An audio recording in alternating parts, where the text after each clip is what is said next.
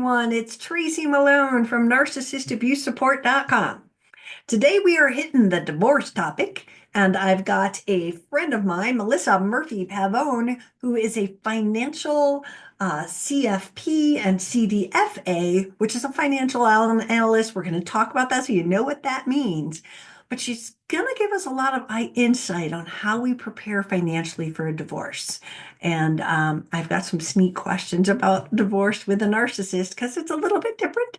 But I would love you to meet her. So let's go meet Melissa, and I'll see you on the other side. Welcome, Melissa. Thank you so much for joining me. Thanks so much for having me today, Tracy. I'm so excited to get this financial information for people. It's so important because people get confused when it comes to the financial steps in a divorce. But I want you to introduce yourself and tell us a little bit about you before we start that. Sure, you got it. My name is Melissa Murphy Pavone. I'm a certified financial planner and a certified divorce financial analyst. And I've made it my mission to empower the non-CFO spouse to make wise financial choices during the divorce process. Nice. And where are you located? Do you work with people all over or is it more local? Yeah, I am in Long Island, New York, but I work virtually. So happy to connect via Zoom, just like you and I right now. So tell me what you do with these jobs because I personally know I want other people to know what a CDFA is and a CFP. Tell us what these mean, and that then we'll start in on some of the questions. Sure, you got it.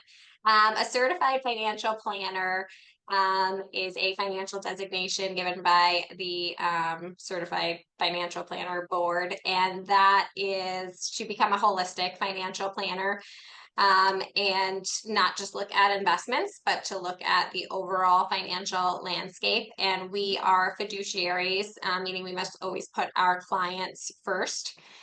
So there is not such a high bar to enter the financial realm, if you will, but having the CFP status kind of sets you apart, knowing that you were in the industry for quite some time, took the necessary training and tests, and staying abroad of all of like the changing rules and ethical obligations. So, And the certified, oh, go ahead, sorry. oh, no, go ahead, go ahead. The Certified Divorce Financial Analyst is a designation for financial individuals who have expertise in the divorce world. So we help before, during, and after the divorce, all things financial. So prior to the divorce, we can help educate and kind of fill out the financial affidavit. During the divorce, we can help with negotiation settlement, and then after the divorce, we can help with kind of that post-divorce financial planning and what that looks like for the new normal. Nice, nice. And so do you help the people come up with like best offer, low offer, you're not taking less than this kind of stuff, or is that someone else that does that? Yeah, we have the ability to really get creative instead of just saying, okay, this is like 50-50 and we're going to divide everything in half or however it is in your state. Um, we have the ability to come up with some creative settlements and really see what is most important to the individual and then, see what's not as important to their spouse and kind of play on that. So yeah, that's the creative part that we can kind of make it a win-win.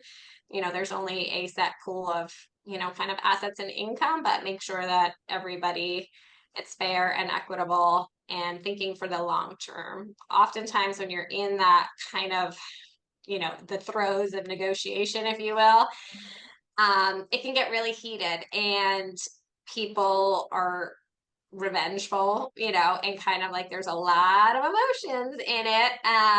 So really kind of being that peace of mind to kind of think long term and think like, hey, I know you just, you want out, but like we need to think about this for your future because they're just trying to get through the end of the day. They're not thinking 10 years out. Hmm. So to come from a place of kind of stability and not act out, with fear or anger. Hmm. Sounds like a very important role in divorces. And, I would love to start at the beginning, which is like, what financial steps should people be taking when they first go, or they first found out, I'm going to get a divorce, or they're told they're getting a divorce. What's the first financial things they need to do? I always say the first thing you need to do is build your team. That's super important to me because I can help with the finances and the CDFA, but you as a coach, like they need a coach, they need a CDFA, and they need either a mediator or an attorney. And so I think the three of us together really become the dream team, and everyone stays in their lane, but works collaboratively together to get the best outcome. So I think that if you know one of those people, you reach out and say, okay, who are the other financial people, who are the other mediators, who are the other, coaches that you work with, and make sure you build that team, because that is most important. Yeah. And then from there, I would say you have to start gathering your documents, which sounds kind of easy, but in this digital landscape, it's not anymore. Back in the day, you could say, okay, go home, check the mail before your spouse does, and get your statements. But if you think about it, all of our bills, right? They're all in our email box, and there's two-factor authentication. It's hard enough for me to get into my own accounts, let alone try to break into my husband's accounts. Um, so that's not as easy as it used to be. Some people don't know if they're not kind of the CFO of the family, who is the mortgage with, who has our car insurance, who, like all of these things, where do we bank? Um, so it really depends upon your kind of level of where you are in the family finances, but gathering those documents can be a really hard first step. Oh yeah. And it's painful, especially if you don't know where everything is, because they're asking you for this stuff and you're just sort of hopeless and helpless and going, I use this debit card to buy groceries and shop on Amazon, right? And so my audience is people going through a narcissistic divorce where everything's hidden, everything's lying, everything's cheating and stealing and hiding. And so, you know, tasked with the job of getting all that stuff together. People think they have to go to the file cabinet and open it up and it'll all be there the way it used to be, right? But Yeah. they can also go to the banks, and a lot of people freeze and think, no, they have to give it to me, but go right to the bank. If you're on the accounts, you have a right to get all your statements that you need. But then I think if they're really being uncooperative, mine was in contempt 6 times out of 7 trials for not handing in paperwork, and we never subpoenaed him. I don't know why. I didn't know anything about divorce then, but why did we go to trial 7 times without any paperwork? That was just Yeah. silly, but at the same And time, you think about the cost of that, right? Like the hourly cost of having an attorney go to court for all of those times and no progress being made, which is crazy. yeah. And him being in contempt and being threatened, you better have it next month, sir. And then he didn't. And I'm like, well, what are you going to do about this? I have Yeah. 5,000 pages. It's frustrating when you are up against someone who is not gonna be cooperative, but there are creative ways to get that information. And I think we just need to empower people to feel that you're entitled to get that. And even if you don't know all of your soon to be ex's, accounts and things, how would you lead people down that road to finding them? I would check your tax return. Your tax return has a lot of information on it. And even if you don't understand it, it's one of those things right away that I was like, send me your tax return. And oftentimes now there's like a digital copy if you had to sign electronically. Mhm. And some people unfortunately don't know what they're signing, but they sign it, but they should have a copy of it, or their accountant is legally obligated to give them a copy of it. So that's a good first way that we can kind of dive into that and see where interest is coming from and what we're writing off, and kind of like backtrack to find out the financial institutions. And the other aspect is I always tell clients to check their credit report. Oftentimes they don't even know what's open in their name. No. Um, and dealing with narcissists, I'm sure you have plenty of stories about the financial infidelities, but just having and what that repair looks like. So the sooner we get to that and kind of see what's available to them, Mhm. because oftentimes people, narcissists specifically, they'll have that financial abuse and Mhm. they'll turn off the income or hide the income or divulge the income until you Because feel they're trapped. trapped. Yeah. Yeah. Yeah. And so that is a way that we can see, like, okay, do we have access to cash or credit or, have some sort of cash flow so you don't feel powerless?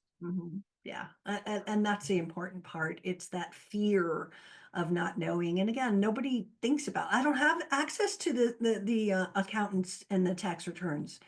My accountant was my ex-husband's accountant, and they refused. So I probably spent $10,000 subpoenaing him, demanding it from him, fighting and fighting. And I don't know why we didn't go right to the IRS, because that's what Right? we should have done. But again, my lawyer wanted to make $100,000 and he did. So it worked out in his favor, not mine. So it's important that people know if they won't give it to you, you can get it from the IRS. You're on it. You have the right to do that. And if the accountant is like mine was and just won't give it to you, all right, thanks. I'll go around you and I'll get it. Right. So Yeah. the more information you can get to someone like you, the better chance you have of understanding the picture and making the right decisions. Because narcissists tend to coercively control us and go, you'll get nothing if you divorce me. I made the money, you get nothing. And so it puts the fear in them. But that isn't how the financial part of divorce works, is it? No, no. And I really use my time with my clients to empower them and educate them. So, like, to get them ready for that next phase. And, I hold their hand through the whole process. But really, that empowerment part is so important Mm-hmm.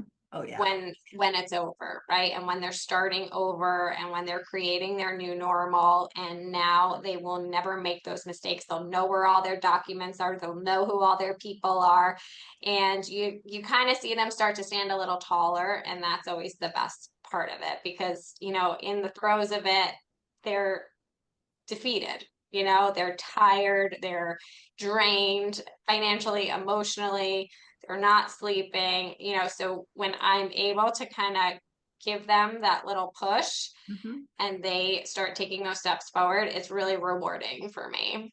Absolutely. And if we think about like, you can't split things if you don't know what they are, right? And so, Yeah. what are the biggest misconceptions about dividing those assets? Like, what do you see as, oh, this will be fine? What do you see as the biggest misconceptions? Well, a lot of business owners, I feel, they run a lot of expenses through the business. Hmm.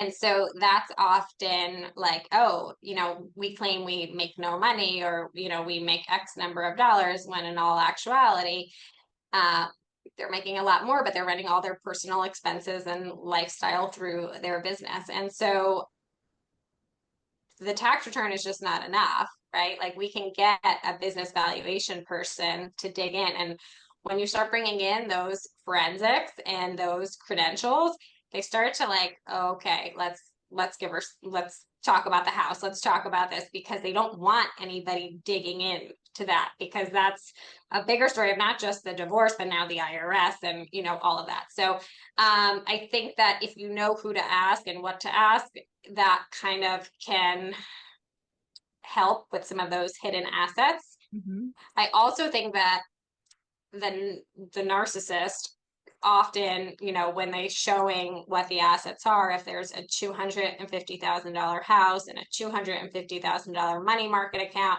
and then a 250,000 401k, and then a $250,000 Roth IRA, they all have a balance today of $250,000, but they're all not equal. And so my job really is to educate them, the spouse, and sometimes they get brought in just for that purpose. Mediators will call me and say, hey, they're going to agree to something. I can't say, as a mediator that this is not fair or that this is like not in their favor. Like, I need you to come in and explain this. And so I can get brought into a mediation just on the settlement and say, hey, just so you know, if you take this asset, you can't touch it till you're 59 and a half.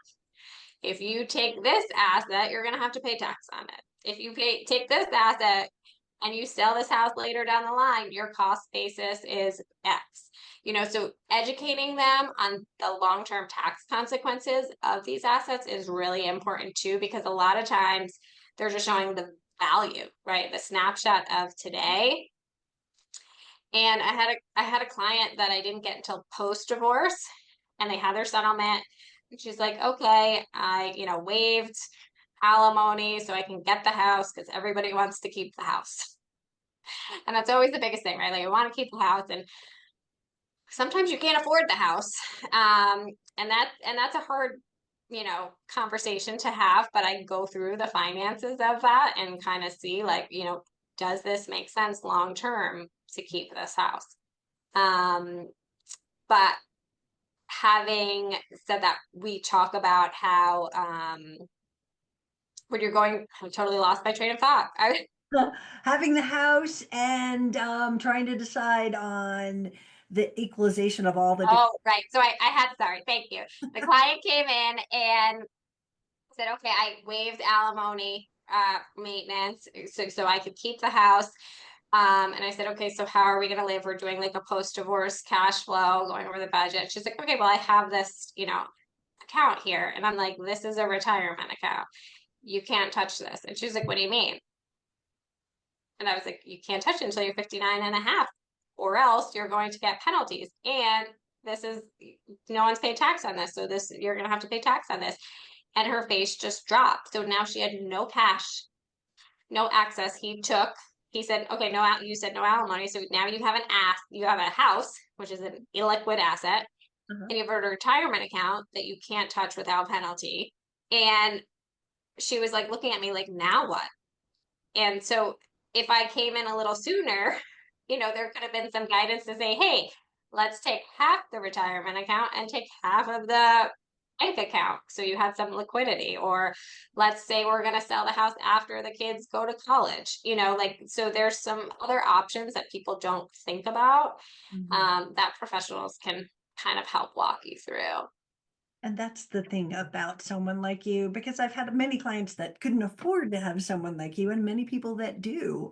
And the difference is they get that valuable information. Your example of they're all equal. So you take that one and you take that one does not equal you can survive, right? And so someone like you going, well, here's how it would look. And if we switched again, I'll take that some of the cash or not give up your alimony. There's ways to creatively come to the same amount that you're walking away with, but it's liquid and usable.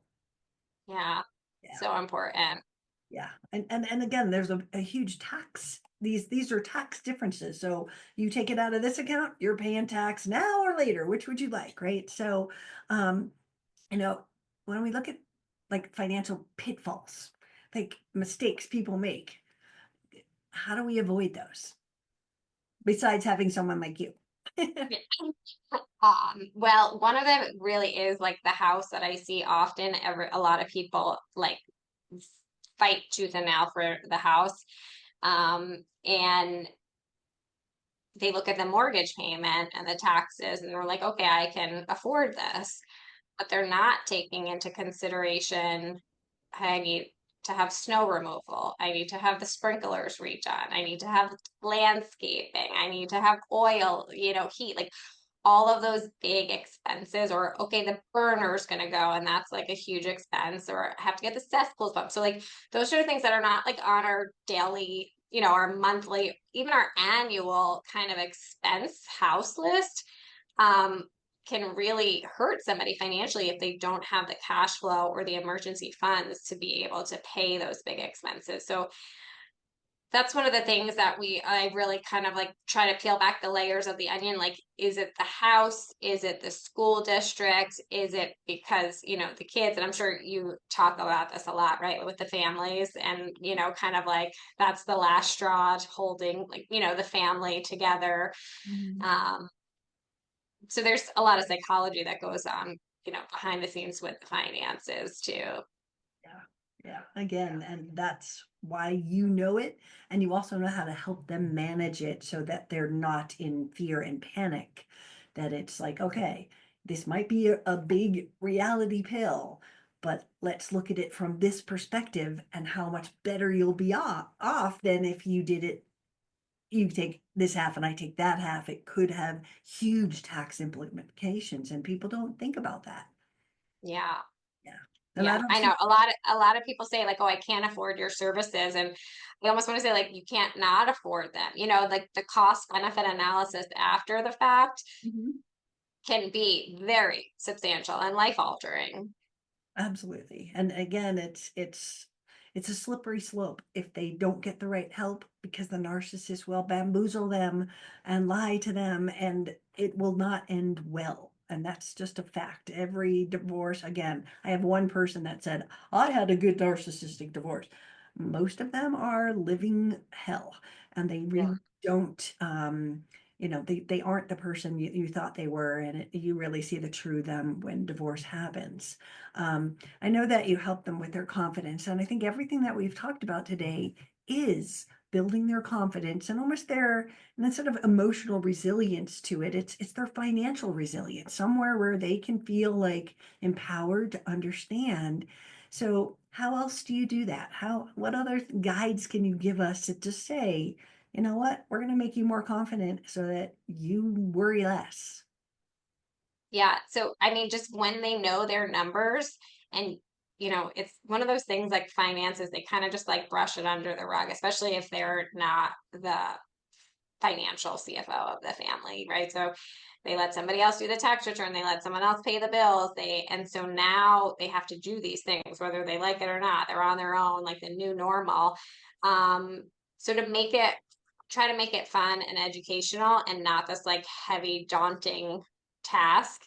Um, and so then they're like, oh, this isn't so bad after all. And then they think like, oh yeah, I'm never gonna have someone pay my bills, or I'm never gonna like have somebody else sign my things. Like I wanna structure it so that my kids are safe, I'm set up, and protected. And then once they take that ownership, they start to like really like get into it and like really maximize it. And I love to see that little spark in them when they get to that point where they're like, yeah, this is my bank account, this is my retirement account. Um, and that's a really rewarding. It is. I know. I've seen it where you just go, okay, they're at peace. Whew. It's a good feeling. So, did we miss anything today? Anything else you want to share? I don't think so. I think like thinking about your priorities is important.